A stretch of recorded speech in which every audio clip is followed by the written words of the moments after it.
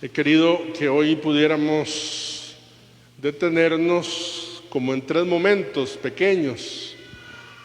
Un apunte histórico, un apunte bíblico y un apunte pastoral, que así pudiéramos fortalecernos a través de la palabra de Dios.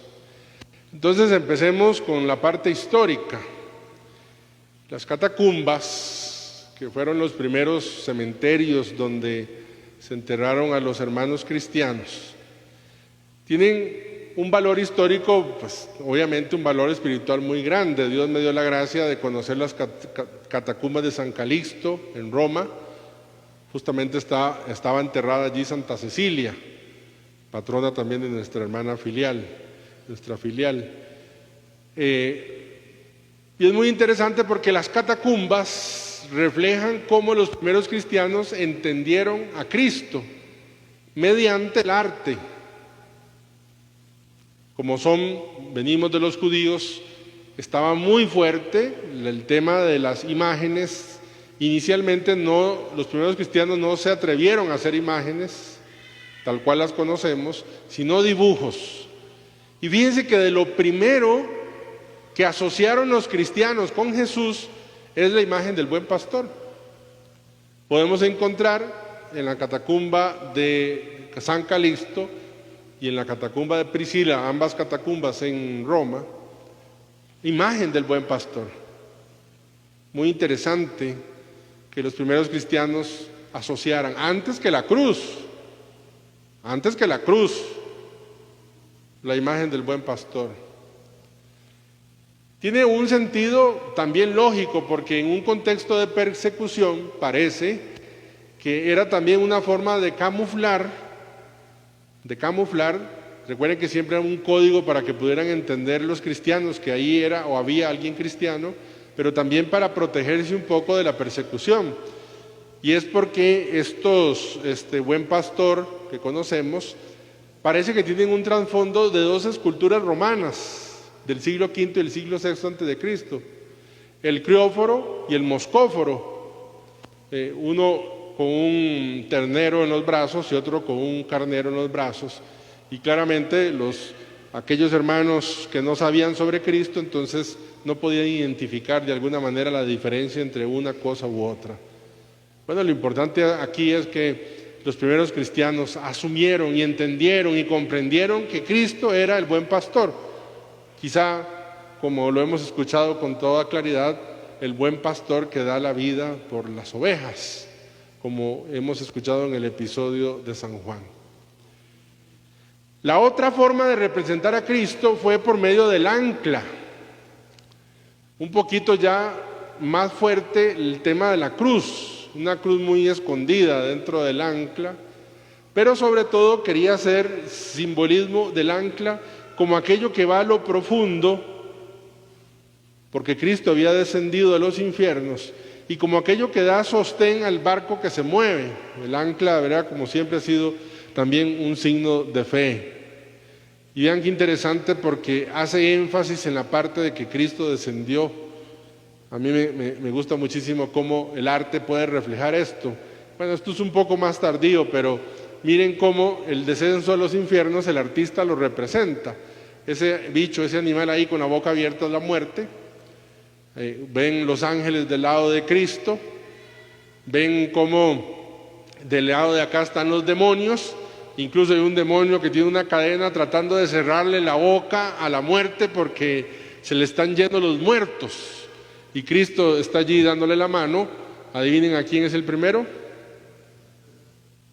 Por una refrigeradora en miniatura, a Adán, claro, y a Eva, y con él todos los que habían estado. Me gusta más este mosaico todavía, porque aunque es un poquillo más abstracto, me encanta ver aquí cómo la cruz está atravesando la boca a la muerte, y entonces la muerte no puede cerrarla, porque la cruz está allí y ya la cruz venció la muerte. Entonces todo mundo, ahí está Adán y Eva saliendo, nuestros padres, Adán y Eva saliendo del infierno. Es el ancla, ¿verdad?, que va a lo profundo, que va al fondo allí. La otra forma de representar en las catacumbas es el pez. Creo que es un poco más conocido, incluso en la actualidad, por varios motivos. El primero es por el nombre, ictus, en griego, a la hora de hacer un acróstico con cada una de las letras de la palabra pez en griego, nos da así, la primera letra, el ypsilon, entonces Jesús Christos, Theos, Huios, Soter, es decir, Jesucristo, Hijo de Dios, Salvador. Y entonces eso ya era un símbolo, ponían allí el símbolo. San Juan Crisóstomo dice algo más bonito todavía, muy bello, y dice, es que el pez es el signo del cristiano porque el pez es el animal que vive en el agua y nosotros los bautizados somos los que vivimos en el agua, porque el agua nos ha dado vida y tenemos el poder de vivir en el agua, haciendo referencia al bautismo. Verán qué bonito es descubrir, por ejemplo, que cuando iban estas caravanas grandes de personas, de judíos, que no sabían si había un cristiano allí, pero tampoco podían preguntar, porque si de pronto le decían, oiga, usted es cristiano, y ese no era cristiano, y más bien lo delataban a uno. Entonces cuentan que, por ejemplo, si yo era cristiano, entonces me sentaba a la par de Jonathan, yo no sabía si él era cristiano o no, yo dibujaba en el piso una curvita así.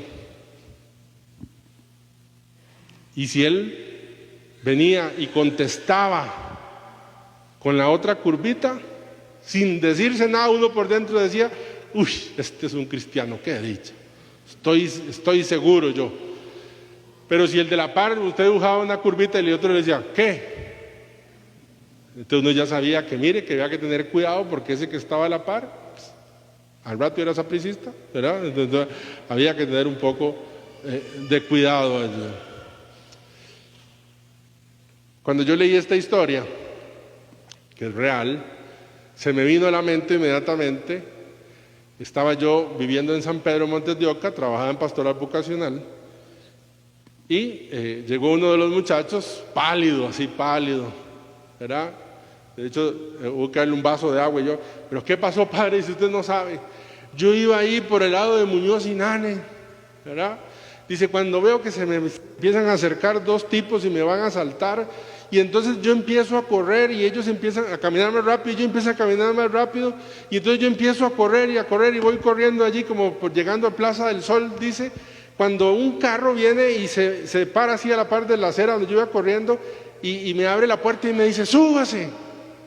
Dice, padre, mira qué susto, porque entre que estos me venían persiguiendo y estos yo no sabía qué hacer, si es que me iban a raptar o qué, ¿verdad? Pero cuando él dijo súbase, le vi que en la mano tenía una tirita del Día Nacional de la Juventud.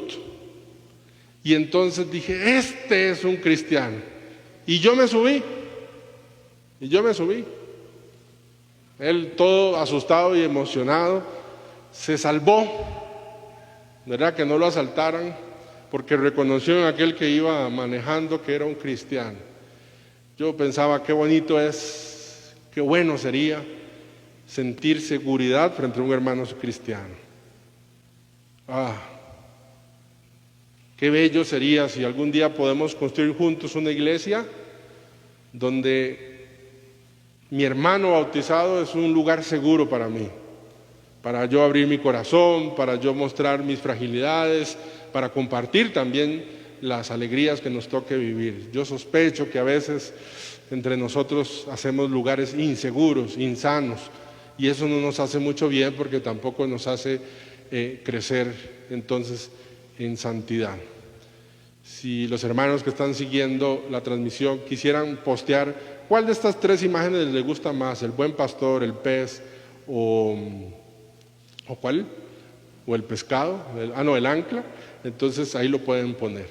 Segunda cosa que quiero que nos detengamos es un detalle bíblico, claro, es el texto y cómo no acercarnos al texto bíblico. Cuando uno agarra este pedacito del texto bíblico vienen 5 personajes: el padre, el pastor, el asalariado, el lobo y la oveja. Y lo podemos hacer en 2 bloques.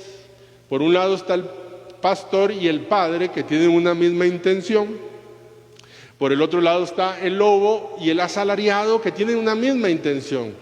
Fíjense que los dos no le interesa propiamente la oveja, sino para aprovecharse de ella. Uno para alimentarse de ella y la otra para ganar el salario a costa de ella. Por eso Jesús le llama el asalariado, haciendo énfasis en el interés. Y obviamente en el centro está la oveja. Es muy curioso para mí descubrir Juan el énfasis que hace sobre un aspecto. Fíjense que el texto dice así. Jesús dice, habrá un solo rebaño y un solo pastor. Ha dicho antes que hay unas ovejas que son de otro rebaño, pero que Él las va a reunir. Entonces, en el fondo, ¿cuál es la intención que tiene Jesús como pastor? La unión. Y esto se contrapone a lo que desea el lobo. Miren lo que dice el texto de San Juan. Dice, el lobo se arroja sobre ellas y, en la lógica del lobo, si yo quitara la palabra las dispersa, yo les digo, completen la frase. El lobo se tira sobre las ovejas ¿y usted qué dice? Se las come, las mata. No, no dice eso. Las dispersa. Entonces Juan hace un énfasis, porque le gusta muchísimo, entre la misión que tiene el pastor, que es tener el rebaño unido, y la misión que tiene el lobo y el asalariado, que es dispersar, ¿verdad? Y entonces, en este caso, hace el énfasis en la separación. En el contexto bíblico, de verdad que la oveja era responsabilidad del pastor. Nos dice el texto del Éxodo, por ejemplo, dice, si un hombre entrega a otro una oveja para su custodia y mueren o sufren daño o son robadas sin que nadie lo vea, tendrá que restituir. Era obligación. Obligación. De hecho, el libro de Samuel, haciendo referencia a David, recuerden que David es pastor, vean lo que dice. Cuando venía el león o el oso y se llevaban una oveja del rebaño, salía tras él, le golpeaba y se la arrancaba de sus fauces y se revolvía contra mí, lo sujetaba por la quijada y lo golpeaba hasta matarlo. En mi alma David es más violento. Llegaba, le quitaba la oveja, se le tiraba encima, le hacía una llave, y lo golpeaba hasta matarlo, porque él se sabía responsable. Por eso es que se lee en Pascua este evangelio, porque Jesús dice, por eso me ama el Padre, porque doy mi vida para recobrarla de nuevo, nadie me la quita, yo la doy voluntariamente. Cristo es el que se agarró con la muerte lo aruñó, le hizo mucho daño, parece que lo venció, pero al final venció la muerte, por eso lo vemos aquí. Y otro detalle muy lindo que tiene Juan es el nombre. En griego hay dos formas de llamar bueno. El buen pastor, una forma es agatos y la otra forma kalos. Lo que pasa con kalos es que es más el énfasis bello, porque el énfasis bueno es más en lo administrativo. Yo le digo, usted es un buen empleado. Eso significa que usted hace todas sus tareas. En cambio, el término kalos, bello, es la persona más integral, que es bella no solo porque hace una función bien, sino porque es una persona amorosa, etc. Nosotros lo tenemos en español muy bonito. Nosotros en español decimos, es que esa persona es una bella persona. Y no nos estamos refiriendo a su físico, sino a la integralidad de lo que esa persona es o cómo se muestra. Y entonces, miren que en Juan es muy interesante porque Juan no dice el buen pastor. Lo traducimos así porque suena un poco muy extraño, pero realmente la palabra griega es el bello pastor, porque quiere hacer énfasis en la belleza total de este pastor que es Cristo. Tercera cosa y final, un apunte pastoral. Esta ovejita se llama Obama. Había una parecida en Australia que se llamaba Shrek, pero esta ovejita se llama Obama. Se perdió durante 5 años y como estaba perdida de su pastor, su pelo creció. Creció y creció y creció, hasta creció y pesó 35 kilos solo el pelo. Solo su lana, gracias. Con muchísima dificultad porque el peso hacía que sus piernitas que no habían sido creadas para soportar tal peso, ya estuvieran un poco dañadas. Yo la entiendo a ellas, yo la entiendo, ¿verdad? Un poco dañadas. Y algo todavía más difícil es que la lana había crecido y le había crecido sobre los ojos y entonces se había vuelto ciega porque la lana tenía sobre los ojos y no podía ver. Hay una enfermedad, bueno, muchas, pero hay una enfermedad que le pasa a las ovejas que se llama la costra, por lo menos así leí, y está ocasionada porque llegan moscas y ponen larvas dentro de la nariz o dentro de la oreja y eso crece y entonces las ovejas se infeccionan por dentro. ¿Cómo? Bueno, hoy seguramente hay vacunas o algo, ¿verdad? Pero en el tiempo de Jesús, ¿cómo se curaban o cómo se cuidaban estas ovejas para que no se enfermaran de la costra? Poniéndoles aceite, se ungían las ovejas. Y entonces eso le ayudaba de una forma de repelente, pero eso también les ayudaba a que las moscas no se acercaban. Por eso el Salmo 23 dice, unges, termínelo, mi cabeza con aceite. No solo haciendo la referencia al anfitrión que pone aceite en la cabeza, sino también a la imagen de la oveja. A ver, esta oveja que no veía y esta oveja que estaba infeccionada por dentro, ¿qué le faltó? ¿Por qué le creció el pelo así? Le faltó su pastor. Son apenas 16 años de sacerdocio y apenas 45 años de edad, pero no tengo que vivir mucho más para estar convencido que toda alma que se aleje de su pastor se va a enfermar de adentro por las larvas y se va a enfermar de afuera. Yo veo hermanos que estuvieron cerca del pastor, que apenas se separan de él, no empiezan a ver bien, ya no se les hace fácil distinguir entre el bien y el mal, entre lo correcto y lo no, entre lo moral y lo inmoral, porque siempre que nos alejamos, nuestra alma se aleja del buen pastor. La lana crece y nos hace tapar la mirada, nos hace tapar los ojos. Las larvas llegan en el interior, es más fácil odiar, es más fácil mentir, es más fácil renunciar porque estamos contaminados. Es muy curioso porque hay un proceso natural, yo no lo sé, parece que cuando nacen algunas ovejas la mamá lo rechaza. Bueno, creo que es propio también de algunos animales, pero en este caso lo rechaza. Y el corderito recién nacido no puede sobrevivir si no se alimenta de su mamá. Entonces, en estos casos, dicen que es muy violento, incluso que viene el pastor y arrima el corderito y la mamá hasta lo patea, ¿verdad? Y entonces, ¿qué hace el pastor?